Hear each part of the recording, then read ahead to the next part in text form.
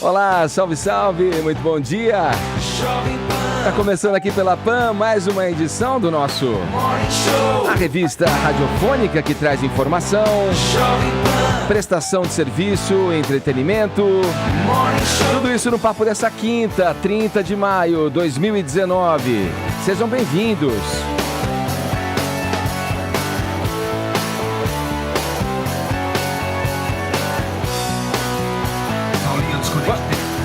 Vamos em frente. Centrão sob ataque. Por que esse grupo informal que reúne parlamentares de vários partidos está sendo defenestrado por parte da população e da classe política, hein? Vamos conferir com Zé Maria Trindade e o Caio Coppola aqui no Morning Show. Educação em Foco, nessa quinta, dia de protestos contra o contingenciamento de verbas definido pelo governo federal. A gente recebe aqui no estúdio 2 deputados para debater o tema. Daniel José, do Novo, e Carlos Gianazzi, do PSOL. As estreias da semana na nossa página de cinema, a biografia musical do cantor britânico Elton John. Conheço uma garota que já assistiu na frente de todo mundo, adorou. Chorei, cantei, passei vergonha no cinema. Foi demais, Paulinha. Você falou muito bem do filme, né? Tô louco pra ver. Daqui a pouco trago os detalhes e a comparação também com Bohemian Rhapsody, o filme do Queen, né? Tem muita gente falando, será que é parecido, não é parecido? Daqui a pouco vocês descobrem aqui no Morning Show. Maravilha. Esses são alguns destaques do Morning, que tá apenas começando e você é o nosso convidado especial. Vamos lá já pra nossa hashtag, Paulinha? Vamos, Ed, porque hoje todo mundo pode participar do debate através do Twitter. A gente vai para os assuntos mais comentados do Brasil com a hashtag Morning Debate Educação. Sem ser cedilha, sem tio, educacão, não é verdade? E eu vou postar aqui pra vocês, participem do programa, comentem, mandem a opinião de vocês, hashtag Morning Debate Educação. Boa, outra maneira de interagir com a gente é pelo nosso WhatsApp, que é o 11 931 17009. A enquete de hoje é a seguinte: qual é a sua opinião sobre a descriminalização da maconha? Mande um vídeo pra cá, uma mensagem em vídeo, a gente repercute ao longo do programa. É que tem votação aí, vocês estão sabendo, no STF com relação à descriminalização do plantio, né, do consumo individual da maconha. A gente vai falar sobre isso no programa e eu quero a tua opinião, você que nos assiste, você que acompanha a gente também aí pelo carro, né, transitando pelas grandes capitais, pelas grandes cidades do país, manda uma mensagem em vídeo. Se estiver no carro, não vai esquecer de estacionar antes de gravar, básico, hein? 11 931 17009. No mais, você pode nos acompanhar pelo aplicativo da Jovem Pan, pelo nosso portal jp.com.br e também pela nossa transmissão em nosso canal no YouTube. Vai lá, estamos nas mídias sociais também, no Instagram e no Facebook. Passe pela nossa página, deixe o seu joinha que a gente fica feliz da vida, tá bom? Todos convidados a passarem a próxima hora e meia colados aqui na PAN, porque o Morning Show tá só começando.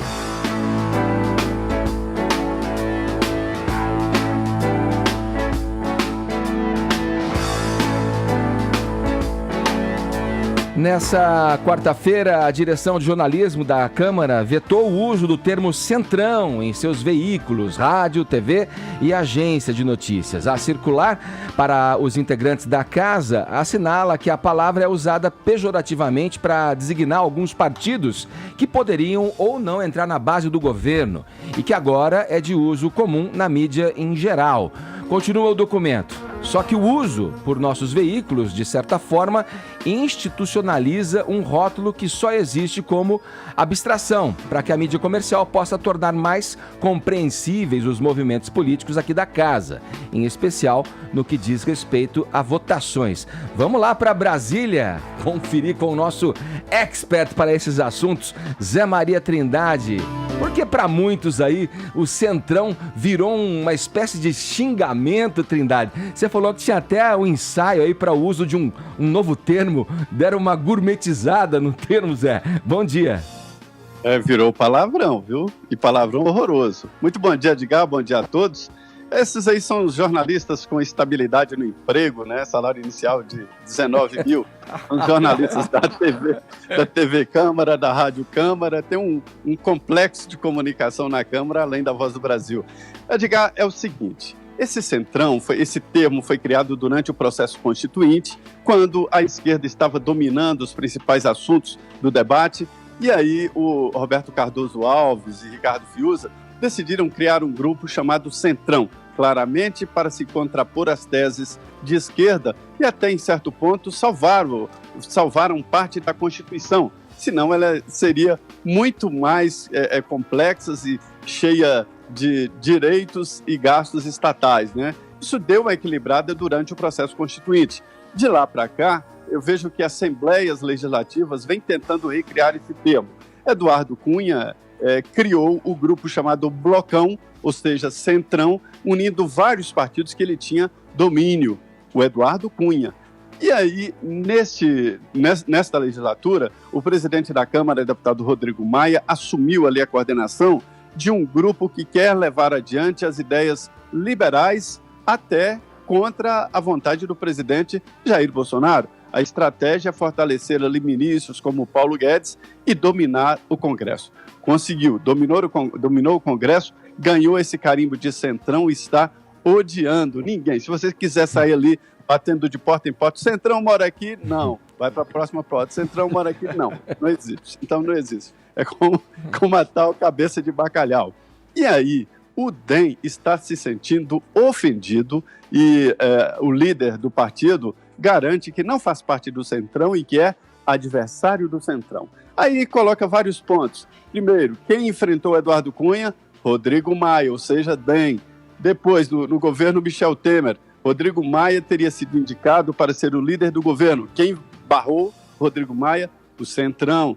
Nesta última disputa, o Rodrigo Maia, na penúltima, disputou com o Rogério Rosso, do Centrão. Então, o DEM quer se afastar dessa ideia, não quer nem ouvir falar desta ideia de se chamar Centrão. Mas existe um grupo organizado. E aí eles tentaram ali mudar o nome para Grupo Bom Senso. Não pegou. É essa gourmetização que eu me referia, Zé.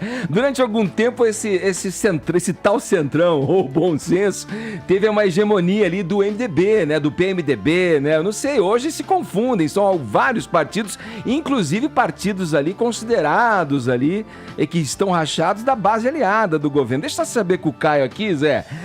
E aí, é palavrão, Centrão, ou você fica com bom senso, Caio? Bom dia, Edgar. Bom dia, Zé Maria. Vou pedir licença aqui ao ouvinte da PAN para me estender um pouquinho além do habitual. Centrão não é palavrão, também não é rótulo e não é abstração. O Centrão é um neologismo, né? Então é um fenômeno linguístico que consiste na criação de um termo ou na sua ressignificação. E o neologismo, ele é incorporado espontaneamente no vocabulário de uma sociedade. Então, a expressão centrão, ela não vai refletir essa abstração, ela não vai refletir uma narrativa, ela reflete uma realidade socialmente construída de forma orgânica, né? Bom, a proibição do termo centrão na comunicação oficial da Câmara é uma restrição à liberdade de expressão e liberdade de imprensa, mesmo sendo essa imprensa chapa branca bem descrita aí pelo Zé Maria Trindade. Além disso, ela escancara um autoritarismo, né, das lideranças do Congresso que se recusam a serem chamadas pelo que elas são. Então, hoje, eu vou para além da cabeça do bacalhau, viu, Zé? Eu vou definir e vou denunciar o que é e quem é o Centrão, né? O Centrão é esse bloco político que controla efetivamente o Congresso Nacional, porque tem a última palavra na aprovação de leis e projetos. Ele opera sob os auspícios do presidente da Casa, do presidente da Câmara Federal, o senhor Rodrigo Maia. Como que vota o Centrão? Não é por racionalidade, não é por convicção, não é por patriotismo. Vota por interesse, vota por oportunismo ou pressão. Como que pensa o Centrão?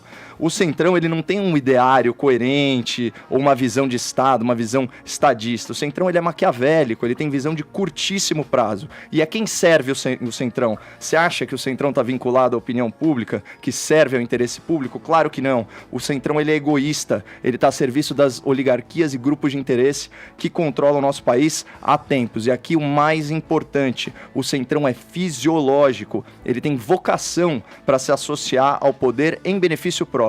O que isso significa? Que ele cola no governo para receber vantagens, cargos e verbas em troca de apoio político. O auge disso, o ápice disso, foi um mensalão petista que usava dinheiro público de propina para comprar o Congresso e torná-lo obediente, subserviente, vassalo em última análise. Agora, Qual que é o grande conflito do atual momento político histórico no Brasil? O Centrão não contava com a convicção patriota do presidente da República, que resolveu romper com o toma lá da cá.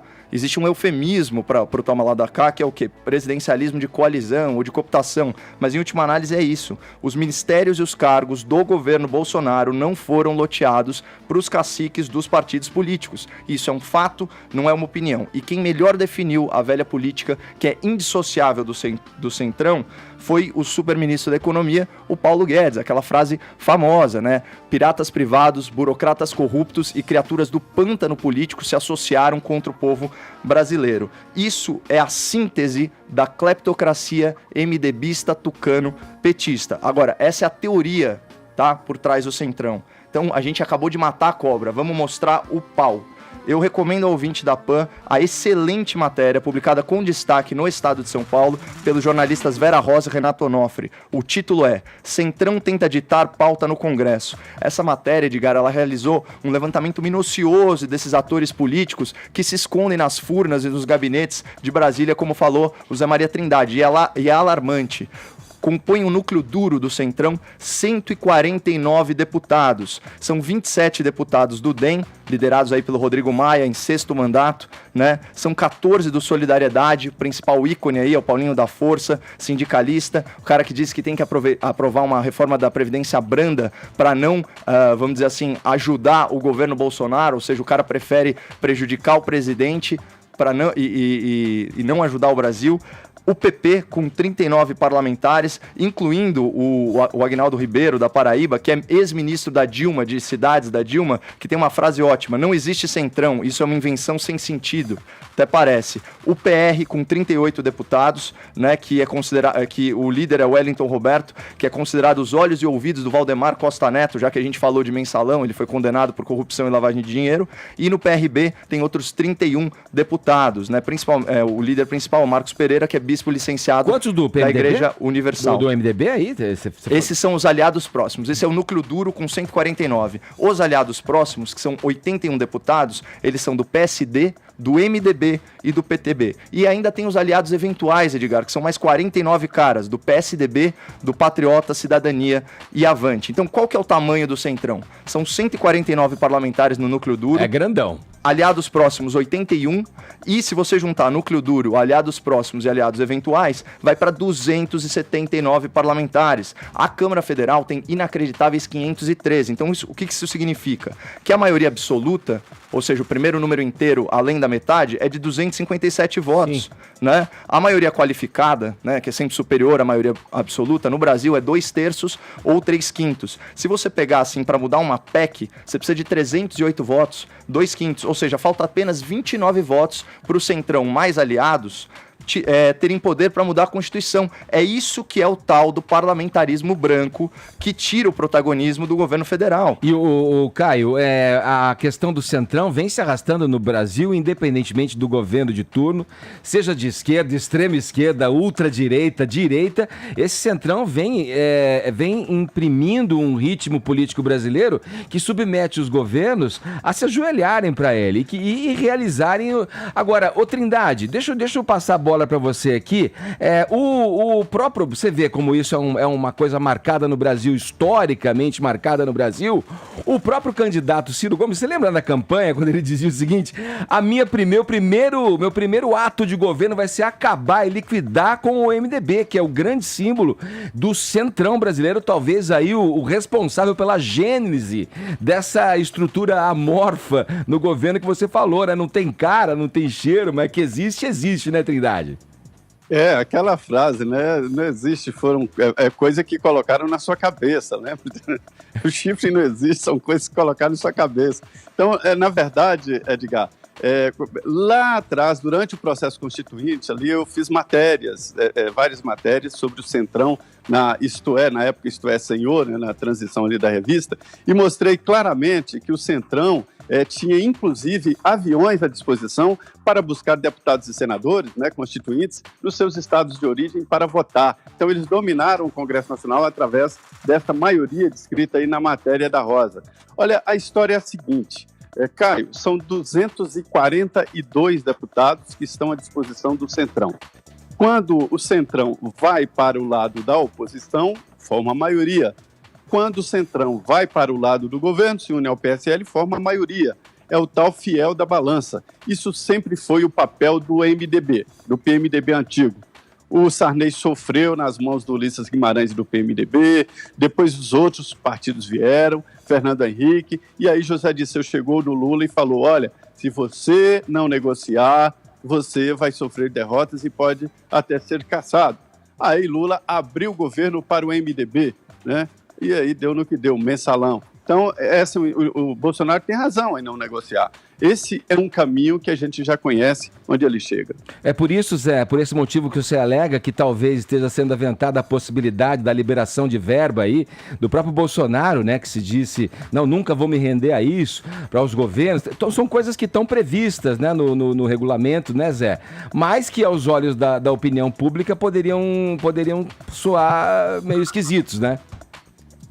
Edgar, na verdade, o que o presidente Bolsonaro propõe é uma mudança de hábito, né, de cultura, e não tem nada ainda definido, nenhum caminho, está criando um caminho novo. Daí essa dificuldade, porque antes se sabia quem era governo, quem era oposição e quem era independente. Esse carimbo de independente era, estou no mercado, estou disposto a negociar, ou seja, a venda. E agora não, ficou ali o PSL no governo e ali dividido, né? A oposição está quieta, a oposição não tem agido de uma forma muito firme, né? E aí fica o Centrão achacando o governo e a oposição assistindo. O incrível é que o PT está seguindo o Centrão, ou seja, o Centrão é o líder do PT. Falado, Zé. Obrigado pelas informações. Bom trabalho aí em Brasília para você. Um abraço. Muito bem, muito bom dia a todos. Edgar, você falou um negócio que é importante. A atuação do Centrão, ela não é ilegal. Mas o conceito, a gente sempre fala disso, né, de legalidade e moralidade. Mas ela é totalmente imoral e, por extensão, antidemocrática. Porque, assim, por qualquer critério, qualquer pesquisa, o governo de turno tem aprovação pelo menos 10 vezes superior à do Congresso Nacional enquanto instituição. E, além disso, ele foi eleito com 57 milhões de votos para governar o Brasil de forma disruptiva, para reformar o Brasil, não para ficar batendo palma para a velha política. Então, voltando aí à primeira frase que você falou, o Centrão não é palavrão, mas é uma desgraça. Ainda na política, está marcado para o próximo dia 5 o julgamento no Supremo Tribunal Federal, que pode descriminalizar a maconha. Vini, vamos lá, o que exatamente vai ser discutido pelo tribunal? Uma votação que foi paralisada, né, e retoma, agora tem previsão de retomar, né? Exatamente, Edgar. Vamos lembrar que nós temos no Brasil uma lei de drogas estabelecida em 2006 que distingue ali as penalidades para os usuários e para os traficantes. Enquanto o traficante ele tem uma pena prevista aí de 5 a 15 anos, o usuário tem penas alternativas, sendo julgado caso a caso. Só que essa subjetividade sobre a quantidade que é configurada ali como o tráfico acaba causando um aumento nas prisões por tráfico de drogas. Então, a descriminalização do porte de drogas começou a ser discutida em 2015, quando a Defensoria Pública entrou com um recurso extraordinário contra a condenação de um réu em Diadema, Edgar, que foi pego com 3 gramas de maconha.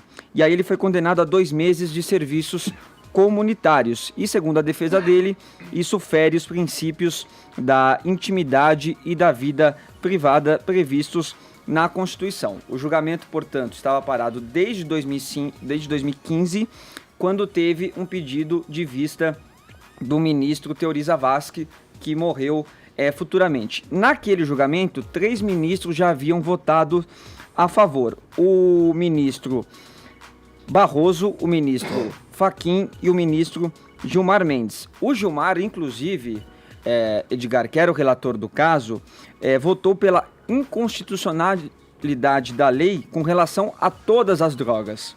O Barroso sugeriu que o porte de até 25 gramas de maconha seja o parâmetro para configurar o uso pessoal. E o Fachin propôs que essa discussão de estipular a quantidade máxima permitida deve ser julgada pelo Congresso Federal. Lembrando que a descriminalização da maconha não tem a ver com a legalização da maconha, ou da droga, como você preferir, né? Ela só vai tirar ali o caráter punitivismo, né? Mas você pode ter ainda ali... Do usuário, né? Exatamente, do usuário. Você pode ali, o Estado ainda tomando algumas medidas. Já a liberação, você teria o Estado regulamentando essa droga para fins comerciais. Agora, essa descriminalização, pelo menos da maconha, já era dada como certa nesse julgamento que será retomado aí no dia 5 de junho, porém a coluna da jornalista Mônica Bergamo diz que muito provavelmente o presidente da casa, o ministro Dias Toffoli, deve retirar a pauta de julgamento. Por quê? Porque já há um projeto de lei aprovado pela Câmara e pelo Senado. Esse projeto, inclusive, era do até então deputado na época Osmar Terra, hoje ministro da Cidadania, que é um projeto de lei que mantém a criminalização e altera alguns pontos da política nacional de drogas. Esse projeto provavelmente deve ser, portanto, sancionado pelo presidente Jair Bolsonaro, e aí não teria motivo para o STF prosseguir com este julgamento. Olha, sempre que esse assunto volta à tona é muito polêmico, tá? As opiniões são divergentes, as discussões são acaloradas, mas eu acho que a impressão que eu tenho é que tabus vão sendo quebrados, né, com relação à discussão sobre a questão das drogas e especificamente da maconha aí, né, que é o cerne dessa discussão no STF. O que vocês pensam a respeito? A gente sempre entra em um debate acalorado aqui, hein, Paulinho? Tem um tweet aqui da Sereníssima, que ela diz o seguinte, ó: a lei de drogas atual é uma lástima, penaliza quem não tem doutor para ser enquadrado como usuário e não traficante. No mínimo, precisa de um parâmetro objetivo. Eu acho que estabelecer exatamente essa quantidade, que isso valha para todos, é alguma coisa de importante. A gente não está falando aqui de legalização, mas um ponto também importante é essa questão do canabidiol. Tem diversas pesquisas mundiais aí sendo usado para Parkinson, para esses casos de glaucoma e também para quem tem aqueles surtos de epilepsia. Então, quer dizer, não sei, aí como remédio não tem nada a ver com o uso adulto e recreativo de droga, acho que tem a ver com o princípio ativo, o canabidiol. Essa talvez seja uma questão importante que também não está agora em jogo, mas o que eu acho mais importante mesmo é que se defina mesmo esses parâmetros. Do que é que a gente está falando exatamente? Não é questão de liberar traficante não, né? Não é essa questão que eu acho que tem que ser tratada. E entender quem é esse usuário e também ter uma política de esclarecimento a respeito da droga, né?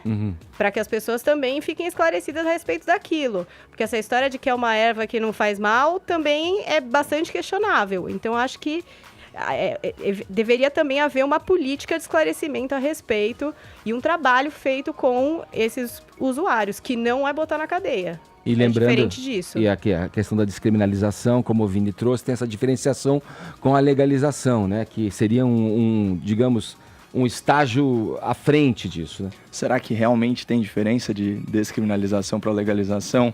Vamos chegar lá. Em primeiro lugar, eu não vejo por que ser contra o uso medicinal de maconha, como a Paulinha bem trouxe aqui. Também concordo com o Vini, esse julgamento ele vai cair, já tem projeto de lei, já tramitou, o Congresso aprovou, está só aguardando sanção presidencial, e isso tira aquela margem de interpretação que o STF adora usar e vai frear a sanha do Supremo por criar leis, né, ao invés de respeitar o processo democrático normal, que é via poder legislativo eleito, né? Vamos lembrar que o ministro do STF não é nem concursado, nem eleito, e a sua função princípio não é representar a vontade popular, mas sim guardar a Constituição, não criar leis, é verificar a constitucionalidade dessas leis. Agora vamos lá. É muito importante a gente lembrar que para os ativistas e lobistas pró-drogas, a descriminalização da maconha ela não é um fim em si mesmo. Existe uma agenda progressista para a naturalização do consumo de drogas. A descriminalização da maconha é só a ponta de lança, né? Depois, na sequência, virá a legalização. Né? E não só da maconha, mas de todas as drogas. Isso fica, inclusive, implícito na manifestação do Gilmar Mendes. E onde que isso fica explícito? Eu separei uma fala aqui do ministro do Supremo Tribunal Federal, Luiz Roberto Barroso, um progressista pró-aborto e pró-drogas indicado ao cargo pela ex-presidente impedida Dilma Rousseff. O ministro acredita ao meu ver, de forma ingênua, ou pelo menos finge que acredita, que a legalização das drogas, certo? É uma forma efetiva de combate à crise de segurança pública e penitenciária. Isso consta de uma matéria do O Globo, cujo nome é o título: Barroso defende legalização da maconha e da cocaína contra a crise penitenciária. Abre aspas para o ministro. A primeira etapa, ao meu ver, deve ser a descriminalização da maconha. Mas não é descriminalizar o consumo pessoal, é mais profundo do que isso. A gente deve legalizar a maconha. Produção, distribuição e consumo. Olha o traficante que você falou aí, Paulinha. Tratar como se trata o cigarro, uma atividade comercial. Ou seja, paga imposto, tem regulação, não pode fazer publicidade, tem contra-propaganda, tem controle. Isso quebra o poder do tráfico, porque é o que dá ao tráfico, porque o que dá poder ao tráfico é a ilegalidade. Ponto. E, se der certo com a maconha, aí eu acho que deve passar para a cocaína e quebrar o tráfico mesmo. Já são 2 ministros em declaração pública falando da legalização de todas as drogas. Ora, legalizar as drogas para reduzir a criminalidade e aliviar a superlotação carcerária é similar a você dar alta para os pacientes do SUS para aliviar fila em hospital. É uma pseudo-solução, é simplista, é artificial. Ela apenas transfere o problema para outra esfera. Para ficar no exemplo do ministro, tá? Porque ele que fez a comparação com o cigarro. No final dos anos 80, eu peguei os dados aqui, 35% da população adulta se declarava fumante. Hoje está na faixa de 10, 11%, o que certamente aliviou o sistema público de saúde. Só que, além das campanhas antitabagistas, o que rolou? As restrições aos direitos de propaganda e marketing da indústria do cigarro e a proibição social ao comportamento, ou seja, você não pode fumar em avião, você não pode fumar em ambiente fechado. Então você tem 2 elementos-chave aqui. Se você limitar o mercado e ainda colocar uma condenação moral, você reduz o consumo. E na parte de criminalidade, adivinha qual é o produto mais traficado no Brasil? É o cigarro. Eu peguei uma fonte que citou aí que é um mercado de 6 bilhões de reais, sem falar nos impostos não arrecadados. Ou seja, a venda legal de um produto, ela não vai extinguir o seu tráfico, ou melhor, o seu contrabando. Você só mudou o tipo penal. Você tem um país continental que não tem nenhum controle de fronteira. Então, se as autoridades não conseguem controlar o contrabando de cigarro, dos eletrônicos e tantos outros produtos, por que ela vai ter mais sucesso fiscalizando maconha ou cocaína legalizadas? Isso não faz sentido. Tipo, aumentar, vamos dizer assim, legalizar as drogas vai aumentar o consumo, pode gerar vários problemas de saúde pública sem necessariamente resolver os problemas de segurança pública. Olha aqui, isso são teorias, porque se essas coisas se implementadas aqui, aí sim a gente vai ter um embasamento para dizer o que elas realmente representaram, né, a partir das mudanças. Agora a gente pode vislumbrar coisas. Por exemplo, a gente sempre tem o costume de trazer exemplos negativos com relação a isso. Fala-se do Uruguai. O Uruguai é muito recente a liberação da questão da descriminalização da maconha, a autorização para plantio em quantidades controladas ali. Mas tem um exemplo positivo, por exemplo, de Portugal, que com relação à sua política de redução de danos, né, que já tem há 2 décadas, acho que aproximadamente, está beirando isso. E lá... Ela não reduziu o consumo, por exemplo, no caso da maconha, ela não reduziu. Mas ela trouxe um controle e permitiu que usuários pudessem importar determinadas quantidades sem serem criminalizados. Portugal encarou como uma questão de saúde, não como uma questão de segurança pública, que é como tem que ser. Isso, e passou a olhar a questão como um problema de saúde pública e não como crime. Mas 2 drogas pesadas para citar aí, as que você colocou no final aí, Caio, a cocaína e a heroína, em Portugal, a partir dessa política de redução de danos, o consumo de heroína e cocaína, essas drogas consideradas mais pesadas, caiu de 1% da população que era para 0,3 percentual no consumo através da administração para esses viciados em tratamento de uma droga chamada metadona, que reduz os efeitos, que busca tirar o viciado da droga, do consumo. Agora, aí evoluindo para a questão da legalização, não estou fazendo nenhum juízo se eu tenho definido se é isso melhor ou não é melhor. Eu penso que você tem sim que botar na conta do Estado que ele consiga regular essa questão da segurança. Para mim parece nítido que você, legalizando, você reduz a violência proveniente do tráfico e, além disso, pode cobrar impostos que poderiam ser revertidos exatamente para tratamento dessas pessoas.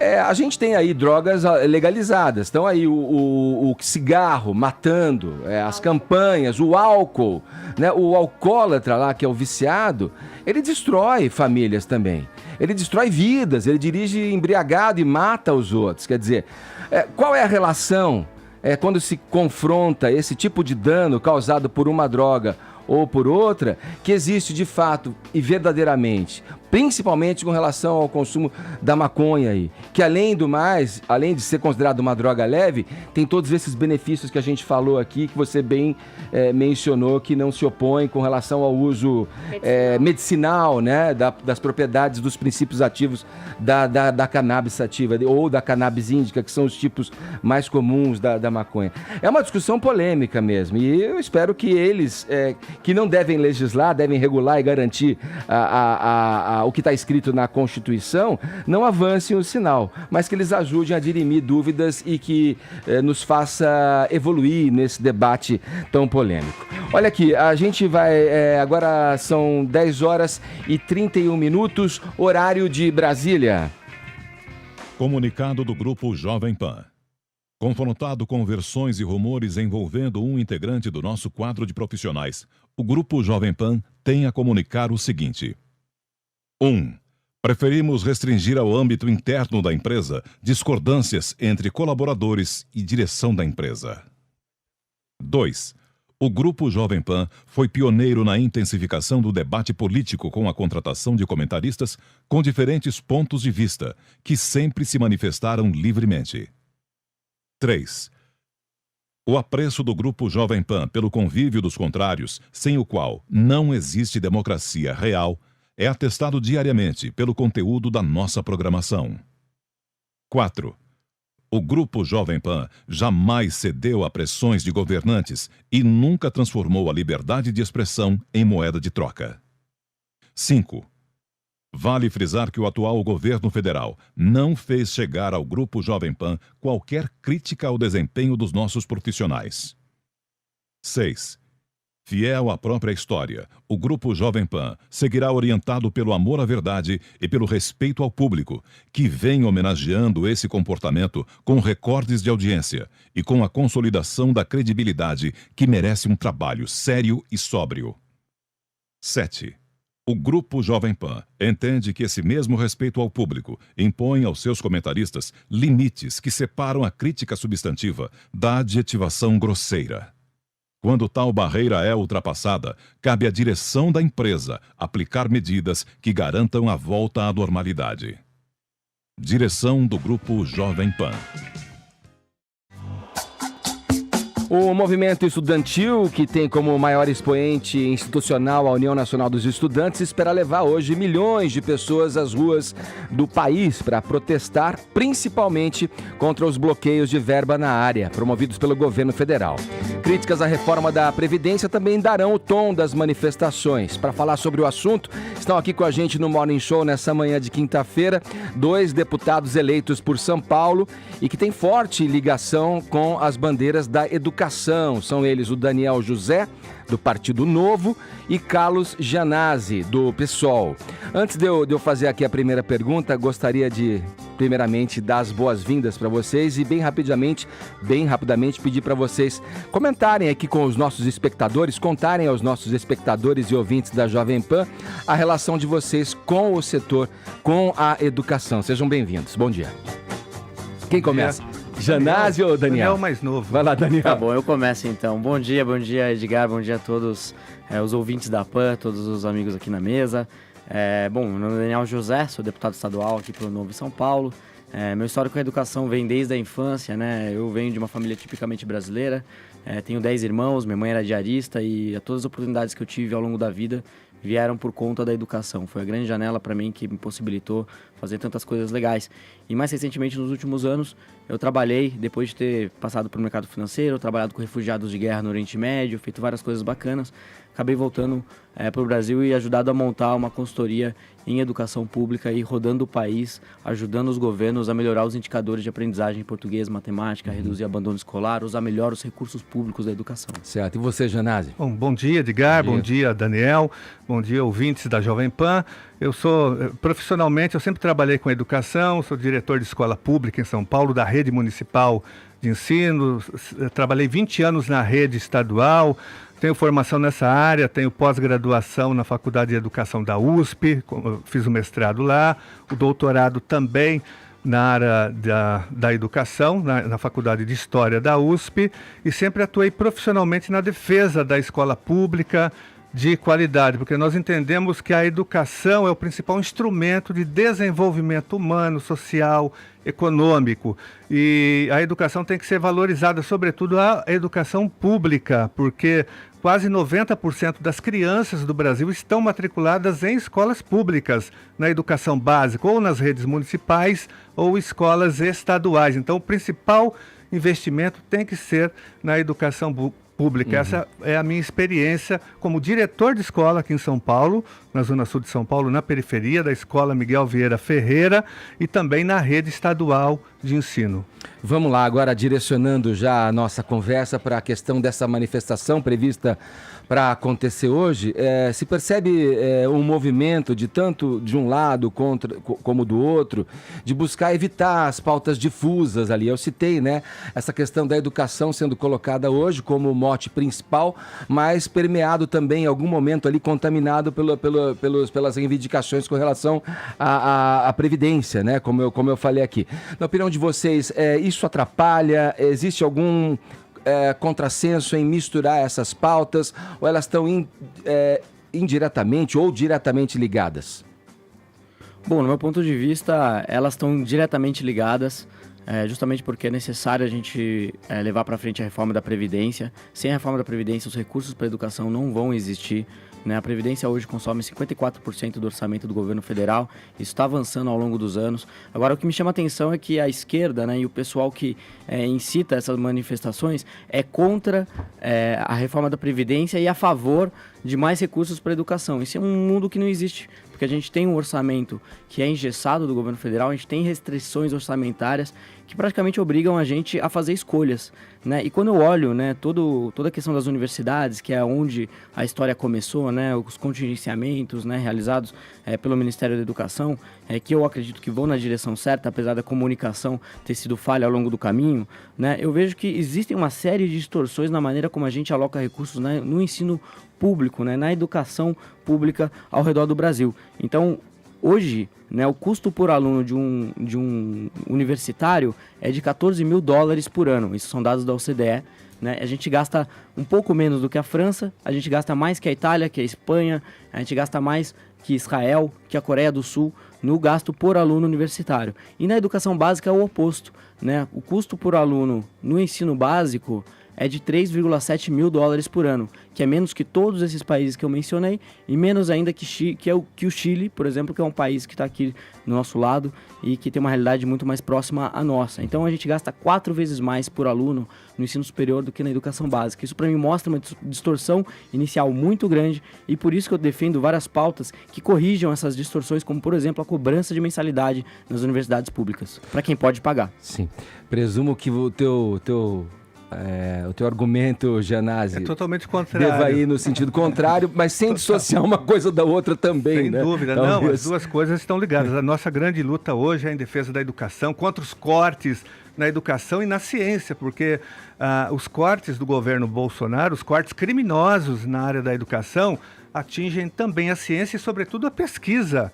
As universidades brasileiras, as universidades públicas, são responsáveis por quase 95% das pesquisas realizadas no Brasil. Então, isso é muito sério. Então, é um ataque ao ensino e à pesquisa brasileira, né? E a reforma da Previdência é muito importante que ela não seja feita, né? Porque nós entendemos que o principal problema do Brasil não é a reforma da Previdência, mas sim a dívida pública. Essa sim consome quase metade do orçamento da União. nós temos que atacar essa questão da dívida pública e não a Previdência no Brasil. Ela está dentro da Seguridade Social, junto com a assistência, junto com a saúde, e ela tem recursos próprios de financiamento. E ela tem sido, nos últimos anos, superavitária, né? Então nós temos, e tanto é que o governo Fernando Henrique Cardoso criou a famosa DRU, aquela desvinculação das receitas da União, que hoje desvia 30% da Seguridade Social para o pagamento de juros da dívida pública. Logo, essa reforma da Previdência, tanto a do governo Bolsonaro como a do governo Temer, são reformas para beneficiar os rentistas, especuladores da dívida pública e, sobretudo, os banqueiros nacionais e internacionais. A questão não é a Previdência. Deixa então, o Carlos. Nós temos o Brasil está entre as maiores economias do mundo. Nós temos muitos recursos aqui. Acontece, se você tem um país que destina quase metade do seu orçamento para pagamento de juros da dívida pública, isso inviabiliza todas as áreas sociais. Deixa eu colocar uma questão aqui, vou passar para os companheiros, mas eu acho oportuno falar, porque um lado diz que esse dinheiro enviado para pesquisa, para os grandes centros universitários, para os centros acadêmicos brasileiros, ele é mal utilizado, ele não retorna proporcionalmente ao investimento que se faz. Essa é a alegação do governo de turno. Por outro lado, a oposição alega que esse número alardeado da Previdência pela equipe econômica do governo, da ordem de 200 bilhões, esse déficit e tal, não seria esse o número real, seria um número que é deficitário, mas muito, muito menor. Como, na visão de vocês, rapidamente, porque eu quero dinamizar aqui com os companheiros de bancada, como vocês entendem que essa equação deve ser feita para que a gente tenha uma solução para eu acho que nesse ponto os dois concordam, um setor crucial para o desenvolvimento brasileiro. Não é só dinheiro, né? Tem que ter pensamento, tem produtividade, que ter formação de pessoas, né? Sim, a produtividade depende diretamente da qualidade do capital humano de um país. Então, é super importante a gente investir em educação. Agora, os contingenciamentos realizados na educação, eles acontecem já há anos e vêm de diversos governos. Então, isso mostra que não é uma vontade política, mas uma necessidade fiscal. Eu gostaria de destacar, né, que o deputado Janazzi falou sobre pesquisa e para dar um pouco do panorama da qualidade das pesquisas nas universidades públicas brasileiras, né? De fato, né, a quantidade de pesquisas realizadas tanto no estado de São Paulo quanto no Brasil são muito altas. Por exemplo, a USP é a 7ª maior publicadora de pesquisas dentre as 1.000 principais universidades do mundo. Então, ela produz muita pesquisa. Agora, quando a gente avalia a qualidade delas, e eu estou usando aqui os dados do Ranking Leiden, né, que é de uma universidade holandesa que avalia a qualidade de desempenho científico, né, das instituições de ensino superior, a gente vê que a posição da USP cai de 7º para 780, dentre as 1.000 mais relevantes universidades do mundo. Isso mostra que somente 5% daquilo que é produzido na USP tem um alto índice de citação dentro da academia. É um dinheiro mal gestado, é um dinheiro... muito mal gerido, muito mal alocado. Mas como ele seria bem gestado se ele está sendo contingenciado? Nesse caso, não é melhor redistribuí-lo do que cortá-lo? Não, na verdade, porque, segundo uma pesquisa que eu acho que é muito importante a gente olhar, que é do Bureau of Labor Statistics, né, dos Estados Unidos, mostra que pesquisas realizadas pelo setor privado, elas têm um retorno sobre o investimento de quem financia aquela pesquisa de, em média, 25%. E um retorno social de 65%, porque ela está diretamente ligada, são pesquisas aplicadas, diretamente ligadas a uma necessidade da sociedade. Sim. Enquanto que, do outro lado, a taxa média de retorno de pesquisas realizadas pelo orçamento público está muito próxima de zero. Isso é porque a alocação das pesquisas elas não é bem realizadas. Então, enquanto de um lado a gente tem pesquisas muito boas e que vão realmente avançar a ciência, a grande maioria das pesquisas está muito longe disso. Vamos lá, Janazzi. Na verdade, o Daniel traz aqui uma avaliação, uma análise do ponto de vista do mercado, né? Porque nós temos produção científica em várias áreas importantes da ciência, das áreas sociais, tanto na USP, na Unesp, na Unicamp, que elas têm dado uma grande contribuição em várias áreas sociais. Agora, me parece que a sua análise é muito colonizada por uma mentalidade da lógica do mercado. Aí não vale fazer esse tipo de análise. Não, acho que é super válido, né? Porque toda pesquisa... Se você pensa só do ponto de vista da produção industrial, da produção do lucro empresarial... Mas perceba aqui, Janazzi, que eu falei sobre retorno... na área das ciências humanas, você não acha importante a filosofia, a sociologia, a história, perceba aqui que eu estou usando citação. Eu não estou usando retorno financeiro. Retorno financeiro de 25% para aquelas pessoas que financiam aquelas pesquisas, mas retorno social de 65%. Isso também está na conta. E eu estou usando citação não só em exatas, empresas que mas também em humanas. Pesquisas querem ter um lucro. Querem ter um retorno do lucro. Isso é a lógica do mercado. Eu não estou falando disso, eu estou pensando na questão social do Brasil, um país que é campeão mundial em desigualdade social. Nós temos que pensar nisso. O Daniel já mencionou aí que o governo ele justifica esse contingenciamento que pode vir a corte na educação como um orçamento que não está batendo esse ano e que foi aprovado pelo Congresso anterior, né? E que também é um contingenciamento que já foi feito em governos anteriores, inclusive nos governos de esquerda, do Lula e da Dilma. Então essa ida às ruas, motivada também pela oposição e também pelos profissionais que estão engajados aí na educação, ela tem mais a ver com este contingenciamento ou tem a ver com aquilo que o governo está apresentando como projeto educacional para o Brasil? Eu acho que é com as duas coisas. Contra os cortes, realmente, historicamente, sempre houve cortes na área da educação, no governo Fernando Henrique, no governo da Dilma, houve um corte também bilionário que nós criticamos, nós que somos do PSOL, fomos contra, fizemos oposição aos cortes do governo, então nós somos coerentes em relação a isso. Mas, além dos cortes, nós temos todo um desmonte da educação no Brasil, né? Uma tentativa de implantação da censura, da mordaça nas escolas, esse projeto de militarização das escolas, projeto de educação domiciliar, perseguição, sobretudo, ao magistério, aos professores. Os professores, para o governo Bolsonaro, representam um inimigo importante. O professor hoje virou inimigo do governo Bolsonaro. Por isso que eles defendem drasticamente e incessantemente o Escola Sem Partido, esse projeto criminoso que tenta impor a censura e a mordaça nas escolas. Então o ato é contra a Escola Sem Partido, contra os cortes, em defesa da ciência, da pesquisa. Esse ato tem uma amplidão muito maior do que os cortes. Em defesa de uma educação pública, de uma educação crítica, libertadora e emancipadora. Vamos ver, acho que é só um ponto de vista aqui, que primeiro, uma premissa que todos nós temos aqui é que a educação tem que melhorar. O nível da educação pública básica é sofrível. A gente mais do que dobrou os recursos do Fundeb de 2000 a 2015 e o resultado não vem, então a gente aloca muito mal os recursos e a gente quer pesquisas de ponta e, de fato, assim, que o Brasil participe do cenário internacional como um país que, de fato, empurra a fronteira do conhecimento para frente. Dito isso, é o que eu disse, a gente tem que fazer escolhas, os recursos são limitados. Então, na maneira como o orçamento é realizado no Estado, você tem que fazer uma escolha básica entre alocar recursos para o ensino superior ou para a educação básica.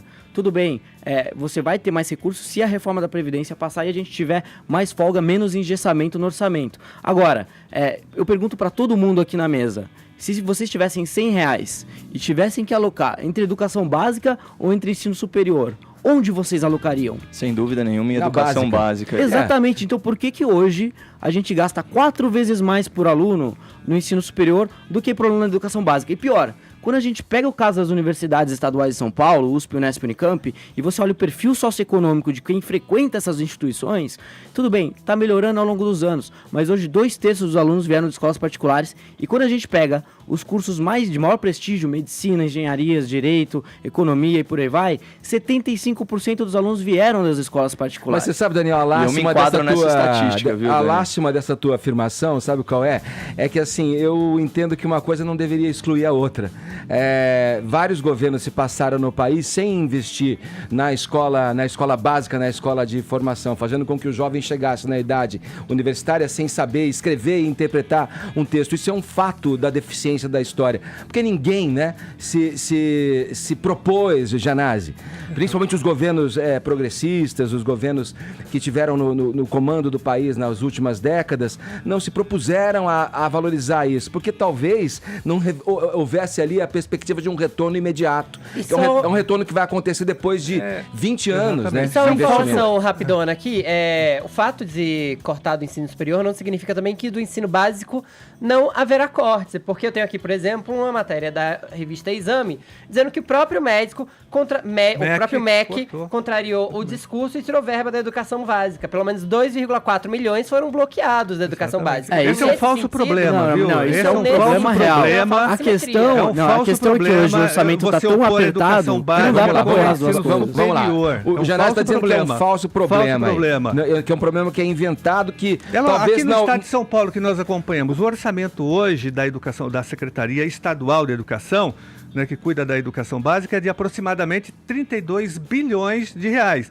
Para as universidades, nós temos aproximadamente 9 bilhões. 10 para bilhões. uso. 10 bilhões, vai no máximo. Isso para a USP, para a Unesp, para a Unicamp e para o Centro Paula Souza também, que são as nossas ETECs e FATECs. Vamos ouvir o Daniel. Isso ainda é insignificante. Olha que interessante o ponto do Janazzi. As nossas universidades estão também sucateadas, degradadas, sem investimento, porque esse percentual ainda de investimento de 9,57, você sabe, é de 95 ainda. Agora, olha só, Janazzi, olha que interessante. Então, o olha que governo não interessante. investe nem na educação estadual e Tá nem difícil no aqui, ensino Janazzi. superior. Vamos lá, Janazzi. Parece que Nem vocês uma estão no coisa nem plenário. outra. Vocês estão no plenário. Me dá aqui um segundinho, Janazzi. Vai. Deixa eu falar um pouquinho, meu colega. Vai lá, Daniel. Vamos lá. Primeiro que o orçamento está pressionado. Né? Você querer... É claro que todo mundo quer investir o máximo possível em educação, desde que esse recurso seja bem investido a ponto de trazer resultados, né? Isso é o que todo mundo quer. Mas a gente tem uma limitação orçamentária muito clara. Agora, você usou o exemplo, é o exemplo que eu gostaria de entrar, que é o financiamento das universidades estaduais de São Paulo. Elas são financiadas através do ICMS, como você acabou de falar. O ICMS é o imposto que incide majoritariamente sobre o consumo, e quem consome mais com o percentual da renda são as famílias mais pobres, né? Então, portanto, e como o número de famílias pobres é muito maior que o número de famílias ricas, é um imposto que incide muito mais na base da pirâmide da sociedade, incide muito sobre os pobres. E são esses recursos que financiam os alunos que vão estudar na USP, na Unesp e na Unicamp, que são esses alunos que eu acabei de falar, 2/3 vindo das escolas particulares. Então a gente tem hoje, na realidade do estado de São Paulo e na realidade do Brasil de modo geral, uma universidade em que quem estuda são os filhos dos ricos, né? E quem financia são os pobres. Olha que incoerência. Nada mais justo do que a gente remanejar esses recursos, né? Teve Então, uma mudança mas esse é um processo que tem que ser gradual. Daniel, saiu um dado importante.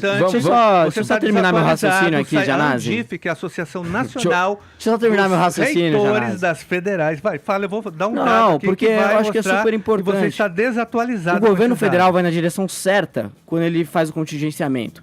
Agora, para você pensar isso a longo prazo, você que tem que buscar outras fontes de receitas para as universidades para permitir que o Estado diminua a sua participação no ensino superior para alocar mais recursos para a educação básica. E quais seriam essas outras fontes de receita? Cobrança de mensalidade para quem pode pagar, usando critérios do FIES. Então, se, por exemplo, a família de renda de R$5.000 por pessoa da família ou mais, paga mensalidade integral.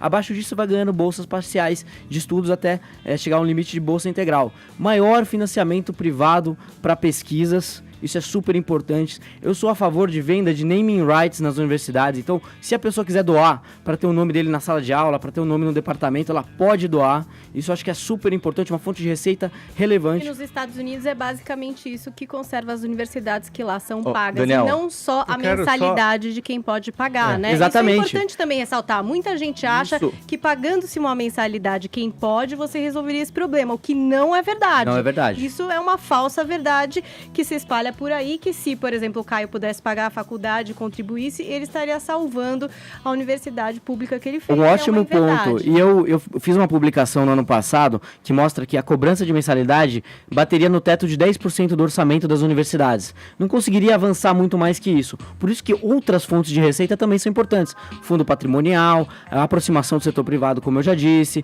Enfim, tem uma série de alternativas para diversificar as fontes de receitas das universidades e poder alocar mais recursos recursos na educação básica, que é o que o meu amigo aqui, Janazzi, deveria defender com muito mais força, ao invés de simplesmente querer mais dinheiro para o ensino superior, para os filhos ricos estudar. Segura um pouco.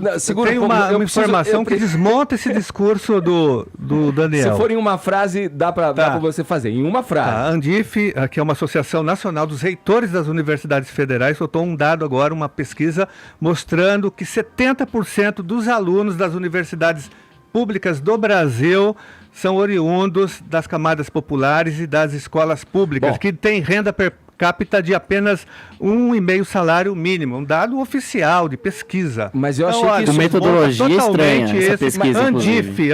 Uma metodologia estranha. Eu achei que você é uma exceção, Daniel. Você veio aqui, se colocou como uma exceção nessa conjuntura da educação. É curioso esse debate, a gente pode prolongar um pouco no próximo bloco. Eu preciso fazer um intervalo agora, 11 horas, 1 minuto, horário de Brasília. Pedir para os colegas que estão aqui na bancada taxiando para fazer pergunta, darem uma baixada na turbina, daqui a pouco a gente retoma, 11h01, horário de Brasília. Jovem Pan Morning Show, Jovem Pan Morning Show.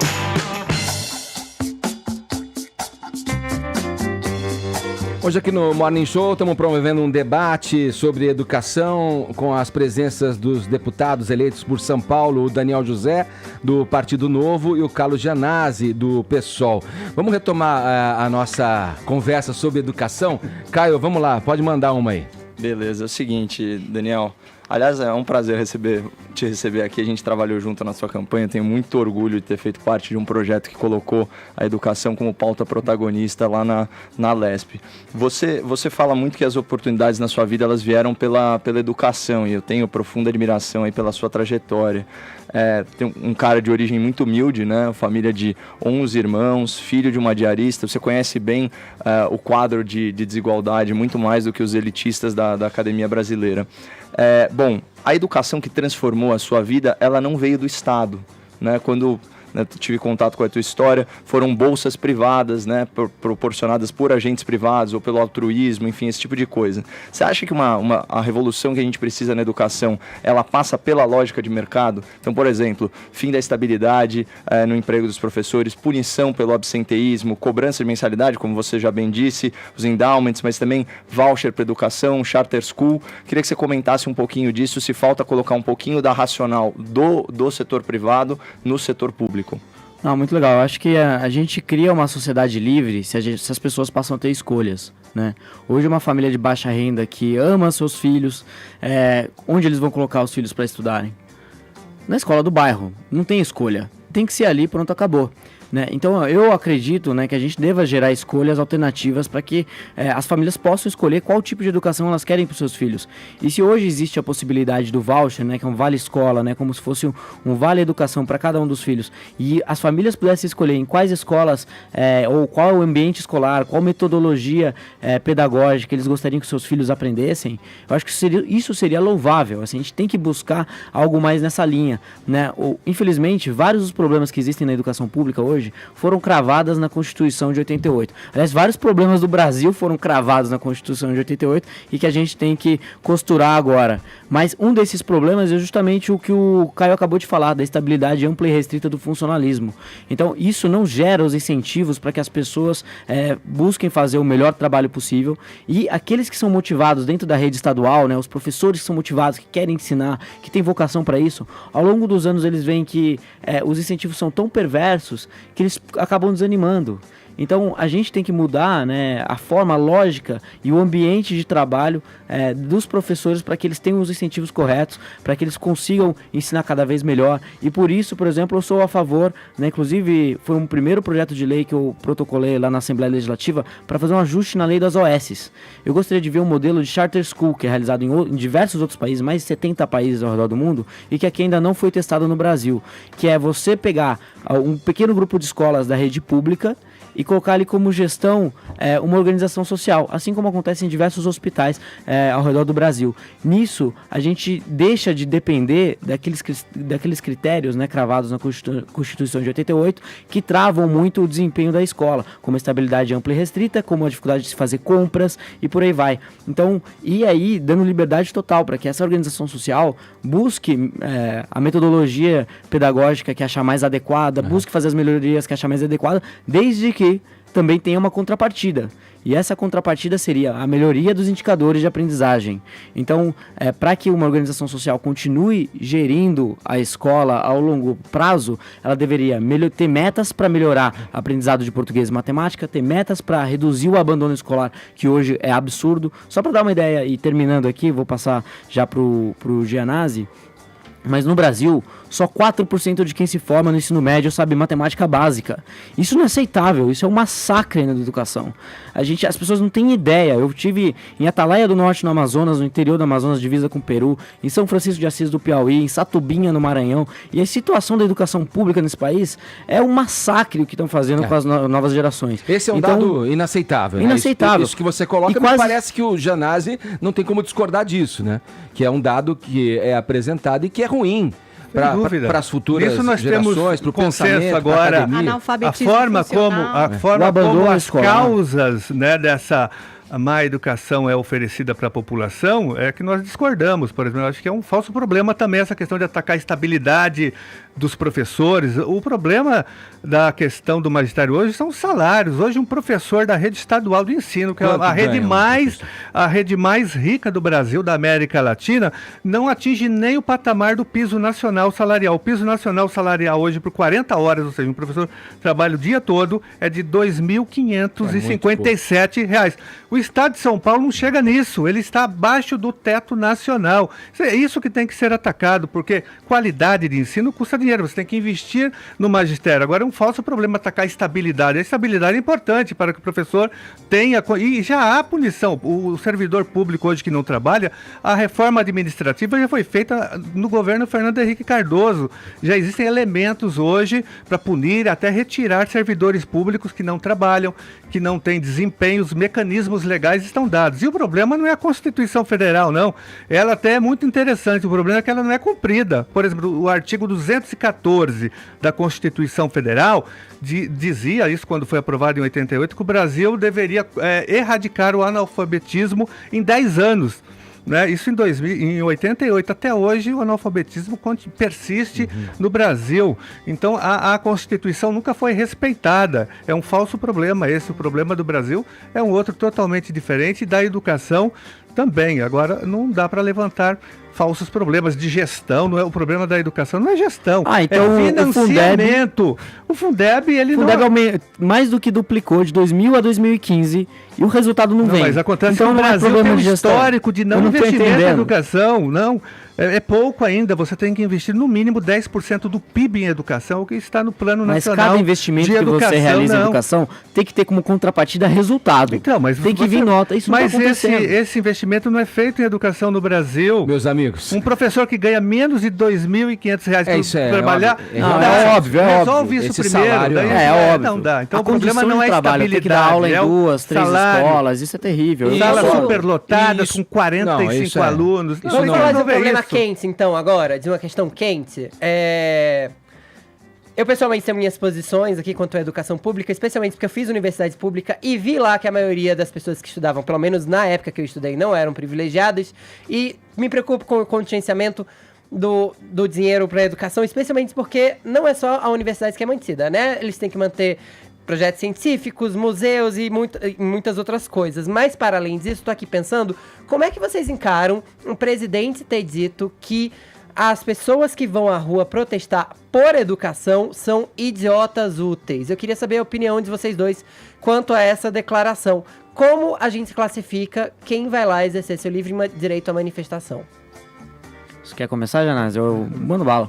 Beleza, então, o que eu vejo, né... Vou pedir para você ser conciso, Daniel. Você também, Gianazzi. Então, de novo, tem algumas dificuldades de comunicação do governo federal. Eu acho que a comunicação... Sem eufemismos. Não, a comunicação tá ruim, tem que melhorar muito, né? Porque a gente tem que fazer alterações que estão indo na direção certa, mas sempre mostrando os dados, mostrando os números, os argumentos corretos, por que aquilo é importante ser realizado. Agora, eu vejo uma incoerência enorme numa manifestação que ao mesmo tempo pede mais recursos para a educação e é contra a reforma da Previdência. Isso não existe, Mas tá Fefito. certo, então. Não dá. Tá certo classificar as pessoas como idiotas úteis? Eu não chamo ninguém de idiotas úteis, é uma conduta que eu tenho. Cada um tem a sua forma de se comunicar e de se comportar. Agora, não tá condenando a conduta dele. eu acho extremamente incoerente, eu acho que não faz sentido nenhum pedir mais dinheiro para educação e ser contra a reforma da Previdência. Isso é uma contradição em termos. Janazzi. Ao contrário, primeiro que idiota é o presidente da República. O presidente Bolsonaro é um idiota inútil ainda, né? Ele que faz balbúrdia, ataca a educação, corta as verbas da educação. Daniel, a reforma da Previdência, essa reforma é dos banqueiros nacionais e internacionais, A que das o Lula empresas defendia privadas. desde 2002, É bem lá atrás, diferente. que Eu não foi votei, pra nós frente. fomos contra a reforma do Lula, do Fernando Henrique, a emenda 20. Nós somos coerentes, viu? Aliás, o PSOL, ele é uma dissidência do PT porque nós fomos contra a reforma da Previdência do Lula. Então, se tem algo que nós temos é coerência no nosso comportamento. Então, hoje nós estaremos nas ruas, aqui no Largo da Batata, em todo o Brasil, contra os cortes, contra os ataques à ciência,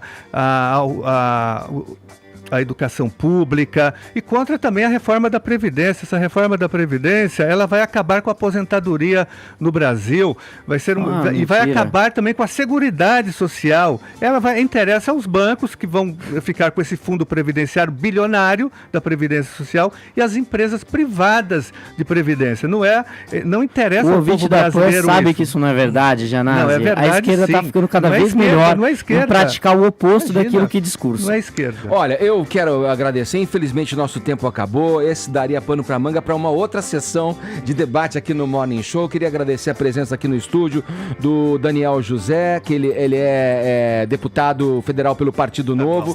Estadual, perdão. E o Carlos Janazzi, deputado estadual pelo PSOL. Muito obrigado pela presença de vocês. Obrigado a todos. Obrigado. Tem alguém aí pra dar a hora certa do nosso cast? Obrigado pelas palavras aí do Carlos Janazzi. Ok? Tá ok? Muito bom. 11h18, horário de Brasília. Comunicado do Grupo Jovem Pan. Confrontado com versões e rumores envolvendo um integrante do nosso quadro de profissionais, o Grupo Jovem Pan tem a comunicar o seguinte. 1. Preferimos restringir ao âmbito interno da empresa discordâncias entre colaboradores e direção da empresa. 2. O Grupo Jovem Pan foi pioneiro na intensificação do debate político com a contratação de comentaristas com diferentes pontos de vista, que sempre se manifestaram livremente. 3. O apreço do Grupo Jovem Pan pelo convívio dos contrários, sem o qual não existe democracia real, é atestado diariamente pelo conteúdo da nossa programação. 4. O Grupo Jovem Pan jamais cedeu a pressões de governantes e nunca transformou a liberdade de expressão em moeda de troca. 5.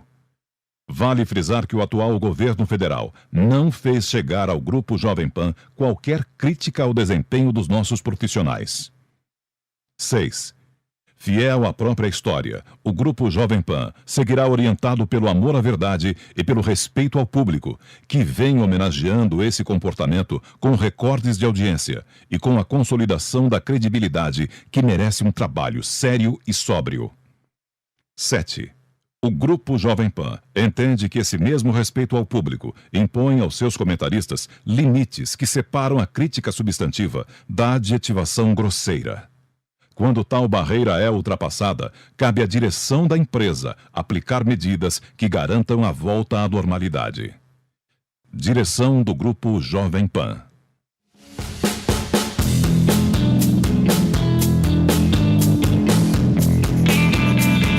O Senado aprovou nesta quarta-feira uma medida provisória que cria a Autoridade Nacional de Proteção de Dados. Para falar sobre a tal autoridade, nada melhor do que uma autoridade aqui entre os amigos da Jovem Pan, entre os colegas. Ele que sabe tudo desse meio e desse mundo digital. Carlos Aros, meu camarada. Fala, Ed, tudo bem? Beleza, Aros. Seguinte, o que é a tal da ANPD, é isso? ANPD. O que faz, como funciona, do que se alimenta qual o comportamento em seu habitat natural. É justamente isso que a gente vai descobrir agora, porque não estava ainda definido quais seriam. A gente já sabe quais vão ser as atribuições. Uma delas é fiscalizar o cumprimento da Lei Geral de Proteção de Dados, que foi aprovada no ano passado, ainda no governo Temer. Só que quando o presidente Michel Temer foi sancionar a lei, ele fez alguns vetos, entre eles a criação dessa autoridade, que era uma condição importante para que se entenda quais vão ser os parâmetros para regular essa lei. Né? Como é que essa lei vai ser aplicada? O que pode, o que não pode, para o entendimento geral, inclusive e principalmente para que as empresas possam cumprir com o que está escrito nessa lei. E aí ele enviou uma medida provisória para o Congresso, estabelecendo por medida provisória a criação dessa autoridade. Sim. E ela vai ser composta por um corpo diretor, por um conselho formado por 23 integrantes, e esses 23 integrantes representarão a sociedade como um todo, diferentes agentes da sociedade. Agora, Ed, o mais importante para ser respondido na nossa esfera é o seguinte: o que é dado? Né? Porque a gente fica nessa dúvida, Lei Geral de Proteção de Dados, Lei Geral de Proteção de Dados pessoais agora. O que é dado? É tudo aquilo que a gente produz que pode ser rastreado, pode ser colecionado, pode ser analisado. Então, basicamente, um exemplo bobo. Quando você entra na recepção de um prédio e pedem o seu RG, sim, isso é dado. Sim. Portanto, há uma responsabilidade daquela empresa, ou que faz a segurança do prédio, ou da administração do prédio, sobre aquelas informações. Porque o cara, além de pegar o seu RG, pega o teu nome e faz uma foto sua. Então, ele já tem 3 tipos diferentes de dados ali, coletados e armazenados. Como é que ele está armazenando? Com quem ele compartilha aquilo? Então, vamos para a farmácia. Quando você vai lá na farmácia, faz uma compra e dá o número do seu plano de saúde. Sim. Ele atrela e faz o cruzamento do plano de saúde com o seu dado ali no cadastro da farmácia. E cria um histórico das suas compras. Isso é a história do CPF na nota também? O CPF na nota, tudo o que pode ser registrado. Quando você vai pegar um ônibus, e agora o bilhete único, no caso de São Paulo, por exemplo, tem lá a foto, a identificação obrigatória do passageiro, certo? E você faz encosta ali no equipamento para fazer a cobrança, o cartão. Tá mandando há um log, um registro daquele teu caminho percorrido. Então, tudo isso é informação. Claro. A gente gera dado o dia inteiro. E para quem tá achando esse universo muito distante, basta lembrar das ligações que recebemos quase que diariamente. Exato. De gente vendendo tudo que é tipo de produto. E você muitas vezes não sabe quem nem... compartilhou meu telefone. Exatamente. A pergunta que eu fiz várias vezes para quando me ligar, eu falei, escuta, como é que você tem o meu dado, o meu telefone? Não admito, tire meu nome do sistema. Já aconteceu comigo, por exemplo, num restaurante. Eu nunca tinha ido ao restaurante e o meu nome estava no cadastro do aplicativo para reserva lá na fila, porque provavelmente em um outro restaurante eu havia preenchido o cadastro e ele compartilhou. Então, isso é algo que vai ser visto agora nessa lei. Só para fechar, Ed, a Lei Geral de Proteção de Dados coloca em primeiro lugar o consumidor, o cidadão. Então, ele precisa estar consciente e precisa oferecer autorização para que aqueles dados sejam compartilhados. Ele pode escolher se ele quer que aquele dado seja usado ou não. Sim. Só que para isso a gente vai precisar de uma jornada longa de conscientização e trocar em miúdos para explicar para as pessoas que o dado é uma moeda importantíssima, né? Vamos lembrar que o Times fez aquela reportagem falando sobre dados. Nós tivemos na Economist também reportagem. Uma das capas era Data is the New Oil, né? Falando sobre o novo petróleo. Então tudo isso vem num processo para essa explicação importante sobre o que é dado. Você protege os seus dados? Eu protejo e vou protestar todo mundo que me ligar, né? Que eu não sei quem é que forneceu os dados. O mestre dos magos, obrigado. Um abração, Ed. Valeu, brigadão, hein? Vamos seguir aqui. A polêmica envolvendo Beth Zafir e a neta Sasha Meneghel ganhou novos capítulos nas redes sociais. E quem conta pra gente aí, ele vai, Fefito. Eu sugiro que a Sasha faça como eu faço com esses números esquisitos que ligam pra gente. Substitua o número por beba água, endireite a coluna. Sempre que sua avó te ligar, faça isso, Sasha. Porque o clima tá pesado. Tudo começou quando Beth Zafir deu a seguinte entrevista para o Amaury Júnior. Vamos ouvir o que ela teve a dizer sobre a neta. Sasha agora também... A Sasha agora só tem uma avó, não é? Como é que é o contato de vocês? Zero, ela mora em Nova York.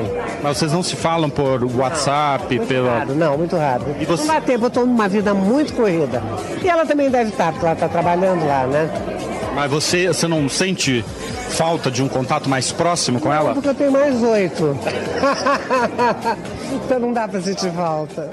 Caramba. Não dá pra sentir falta da Sasha, não é mesmo? Que pegou muito mal, ninguém tem dúvida. É tipo o filho favorito, né? Seu filho favorito. Exatamente. A Beth Zafir disse isso, o Luciano Zafir veio a público depois dizer que esse problema de família se resolve em casa, já dando a entender que não gostou muito da declaração da mãe. Mas você acha que Beth Zafir parou por aí ao dizer que não sente falta da Sasha? Não. Agora, ela tá que nem aquela nossa tia do pavê no grupo de WhatsApp ou lá no Instagram que sai curtindo tudo à toa, sem ler direito. Ou pelo menos é isso que a gente quer achar. Porque as pessoas estão comentando no Instagram dela coisas como: não suporto a Sasha, vi que sempre estive certo, nem a avó gosta dela. Realmente a Sasha coisa boa não é. Minha intuição não engana. E Beth Zafir vai lá e faz o quê? Dá um like nesse comentário. Caramba. Outro comentário que Beth Zafir curtiu. Mas, gente, se ninguém nunca entendeu que a Xuxa só queria um reprodutor, porque nem namorado arrumava, depois que conseguiu a cria, pouco importa. Ela não precisa de dinheiro, só precisava de um reprodutor. E aí, segue esse tipo de comentário com Beth Zafir curtindo tudo. Agora as pessoas estão achando que pegou muitíssimo mal. Por que a Beth Zafir deve estar com raivinha da Sasha? Porque a Sasha se recusou a participar da produção de Os Zafir, que é tipo Os Osborne, um reality show com a família Zafir que estreia no segundo semestre agora no canal E! Entertainment Television. Falaremos em breve sobre isso. Falado. É isso. Muito obrigado pelo prestígio de sua audiência. Amanhã tem mais aqui na PAN. Valeu. Tchau. Morning Show.